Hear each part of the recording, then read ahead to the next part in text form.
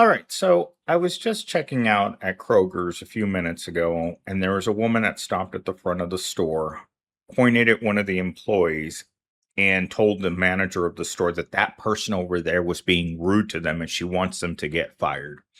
I looked over at that person and I'm like, what are you going to do to that person? Can you hurt them anymore? They're already working in this grocery store for the minimum wage. Are you going to punish that person for having a bad day at work or that customer for expecting world class customer service inside of a Kroger's? The employees at any business right now don't care because they're not thinking about their jobs. They're thinking about how they got there, all the miserable steps that had to happen in order for you to end up in that position where a customer is pointing at you and you don't know what you did to set them off. Same thing happened to me when I got to the gym.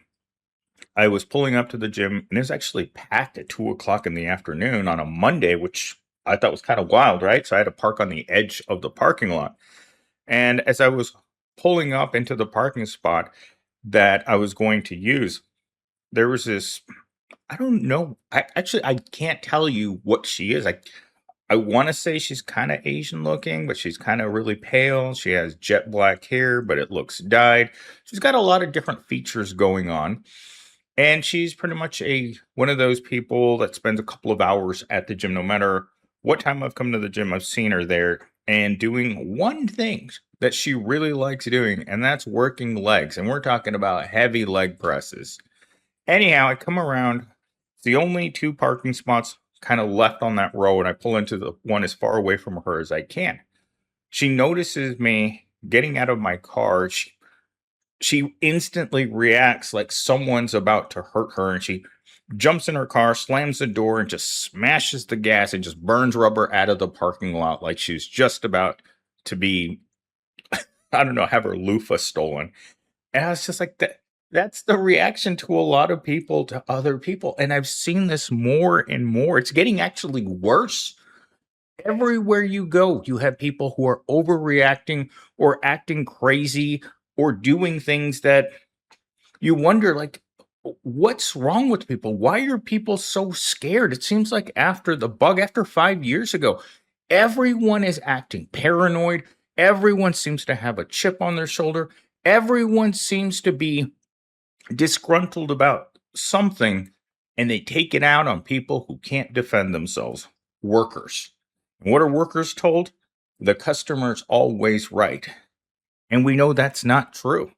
Customers walk into where you work and don't care whether or not they get you fired because they'll either do that or else they'll go onto the company website. When I worked at that Kroger's, I would say that almost every single day there would be a customer complaint on the website for that store saying, this person said this to me, this person was rude to me, this person ignored me, this person didn't greet me.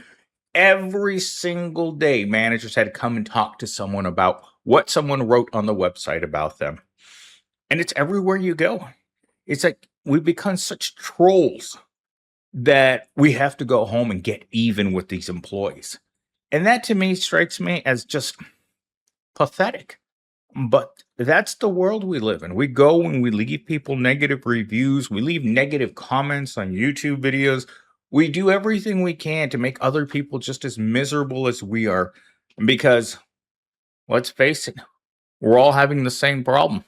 We don't have enough money to live off.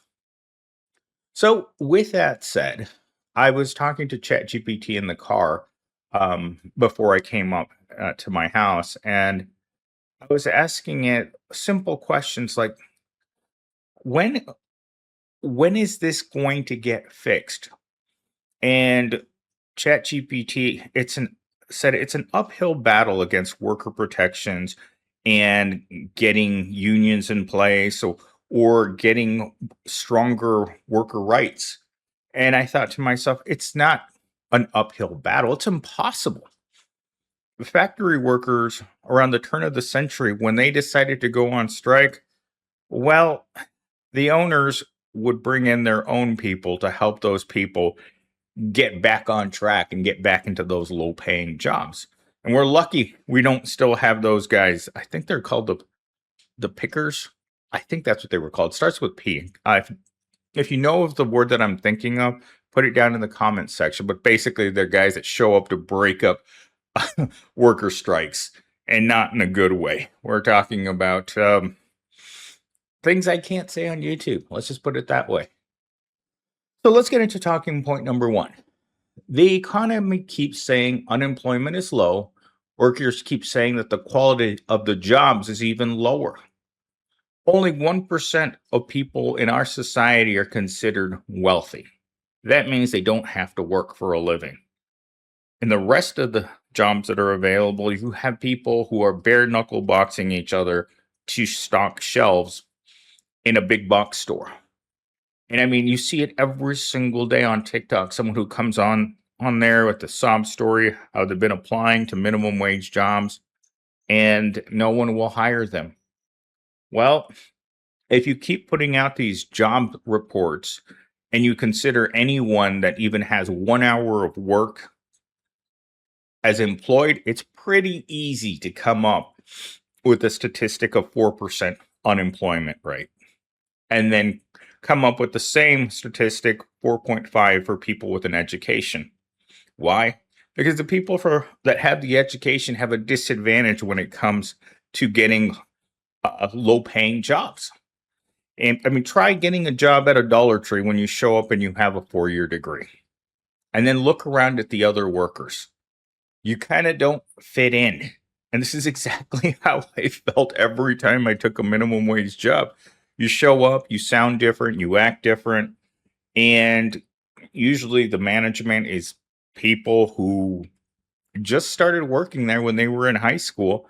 And maybe they do have a college degree, but they don't sound like it. I mean, sometimes you wonder how these people get by when they sound so rough, right? When you listen to people talk and they sound rough.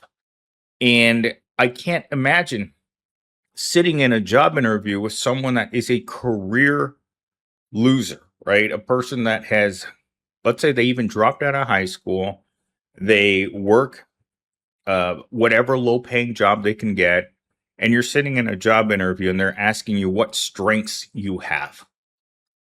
And you you just have to, if you're conducting the interview or you're sitting in the interview, you have to wonder how they're going to give the same questions to someone that's applying to the position of CEO, to someone who's applying to clean the floors. Again, how much passion do you have for retail when you're sitting in an interview? You have to feel stupid, right? At some point, the interviewer has to feel stupid asking questions about loyalty, about job work experience for a minimum wage job. You have to feel dumb at some point, right? And as the person who has to receive those questions and you have to answer them with just as stupid of an answer by saying, oh, I'm very passionate about the minimum wage and my career advancement at this company. It's like a little song and dance that we do. And then at the end, if you're lucky, you get poked and you get the job. If you're not, you get to go home and wonder what just happened. Because that's how I've gone home from job interviews, especially when they ask you things like, do you have reliable transportation? If you're asking a person making minimum wage if they have reliable transportation, what you're saying is, I need an excuse not to hire you. That's it. That's all that question means. If you're on the bus, you're depending on other people to give you rides, you're taking a bike, you're using ride shares. Like I knew a girl who was going each way around 6 miles from the grocery store in a Waymo. It was consuming half of her paycheck. $15.15 an hour times 2 Waymo trips back and forth. That doesn't leave you a whole lot of money for the $1,800 a month rent.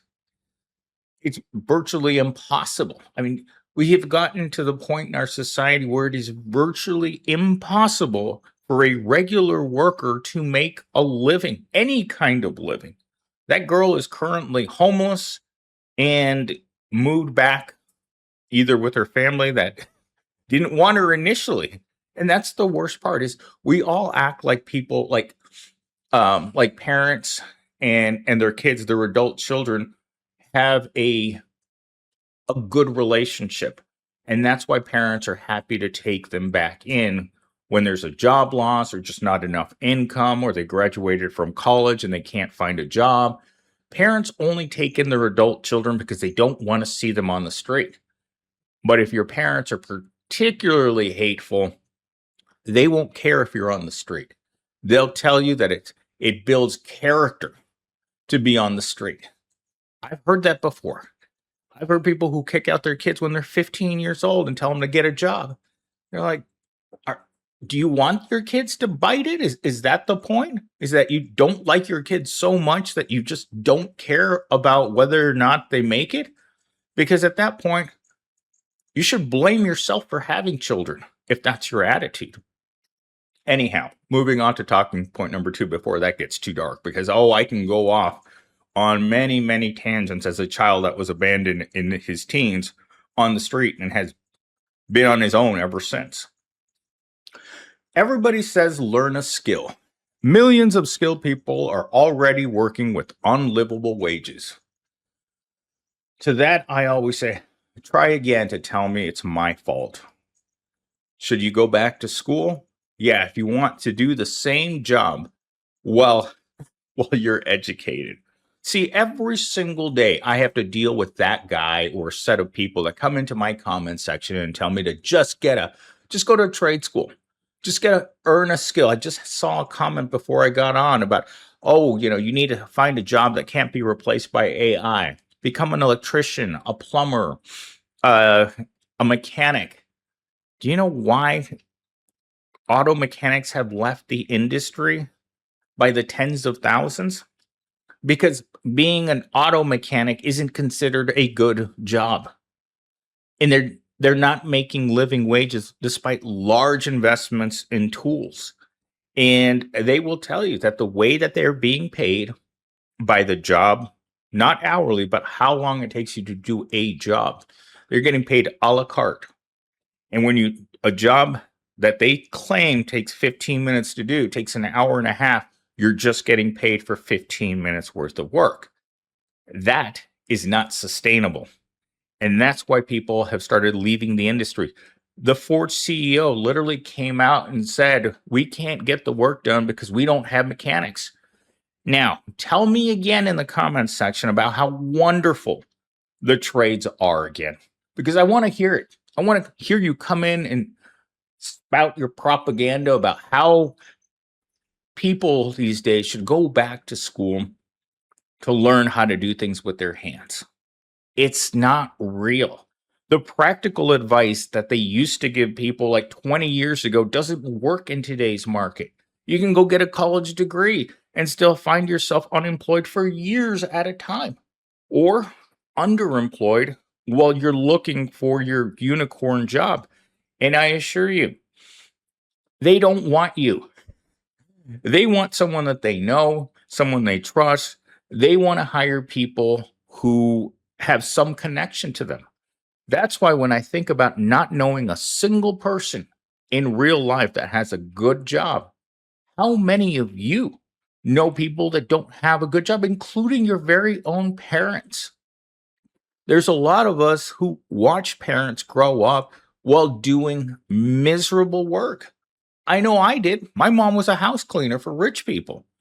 And the worst part about that is that you get to see the way that they live. They're months of vacation every year where they go off to Europe and they're not going to be home. And this is a time before surveillance cameras when I was a little kid. And we could just go over and see their gigantic homes. So much empty space. And you wonder, it's like, well, as a kid, you ask your parents one stupid question. Why do we have to live in our crappy house when these people get to live in a colossal palace? What did you do wrong as my parent so I have to live in that piece of crap house? Because when you get to see the cars they drive, where they live, how lavish their lives are compared to yours. I mean, look at where I live after 20 years of working. You hear that? That's crickets in the background. This place is a dump. I just I just passed my neighbor on the way in, and he's out there smoking a black and mild. Do you think that someone that's smoking a black and mild at 2:30 in the afternoon on a Monday is gainfully employed? Sometimes it's pretty obvious when you're not doing so hot in life, right? It is almost painfully obvious if you're walking around in a thrift store in the middle of the day during the week that things didn't quite work out for you the way that you thought, even after you went to college. All right, let's get into talking point number 3 because, of course, I'm running out of time as I always do.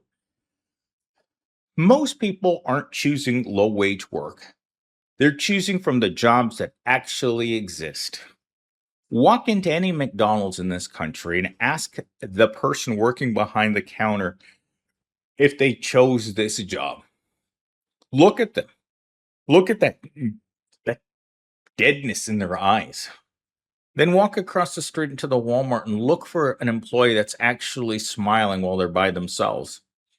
Because as soon as you see another employee, you're supposed to, if they're not smiling, it's your job. And they tell you this in your job training. It's your job to walk over and tell another employee that they're not smiling.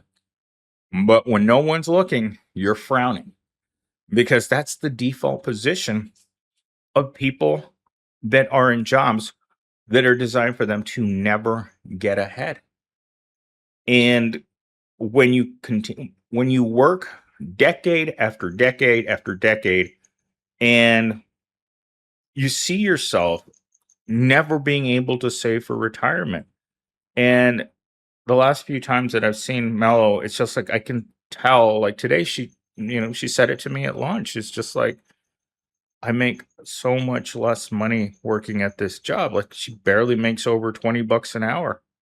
And for her at her age, I mean, we probably both worked for as many years as we have. I can see it, the look of despair in her eyes. Like there's no, it's not a statement. It's not just a statement that I can't believe how little I make. It's look how little I've accomplished in my life. And it hurts. And today I was looking at the accessories that she bought for her car, and I thought she was going to go very gaudy on them, but it was just window dressing on a car. It's just I don't know. It's just the vibe I get from her, and she doesn't have of course, the years of education that I have, but for me to have all my education and for her to have high school and for us to be in the exact same place in our lives, both working the exact same kind of jobs. Myself and her practically do the same job. Today, I asked her what she was doing before she came to lunch, and it's something that I would have been doing too. Warehouse jobs are not for people who are thinkers, right? You just follow the uh, uh, how do I put it?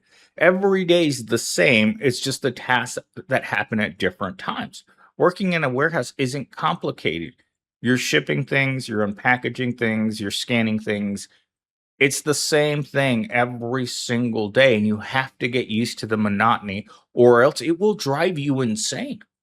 There are points in my day where I just stop and I kind of look around and I'm like, okay, um, I'm really here. I have no way out, and this is actually my life. And I imagine this happens to the same guy that I saw at the deli a little while ago. I was waiting to get some potato salad at the deli counter, and I kept looking over at all the employees, and the employees were doing tasks. Like one guy was making dinner packets, 8-piece chicken dinners over in the corner. There was a lady, a really old lady, washing something in a sink, not paying attention. And then there's this other lady that's often rude to me. Just, I get it. I mean, she's mad. She looks mad. And she comes over and it's like, what do you need? And I'm like, just some potato salad. And then she just starts scooping it out with that "you're bothering me" expression on her face.